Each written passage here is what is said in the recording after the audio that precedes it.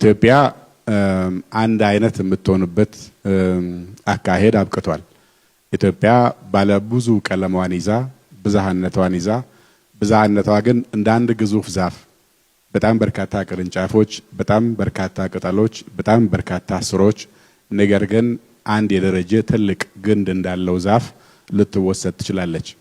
ከያንዳንዱ ስሮች ወደ የትኛውም ጫፍ የሄዱ ስሮቿ የሚመጣ ማዕድን ወደ ቅጠሎቿ መሄድ ከአየር የሚሰበሰብ አየር ፀሐይ ብርሃንን ወስዶ ደግሞ በሚያመርቱ ቅጠሎቿ ወደ ሁሉም አካሎቿ ደግሞ የሚደረስ ምግብ የሚያመርት ይሄን ደግሞ አቅፎ የሚይዝ የሚወፍር የሚደረጅ ተሸክሞ መሄድ ግንድ እንዳለው ዛፍ መወሰድ ይችላል።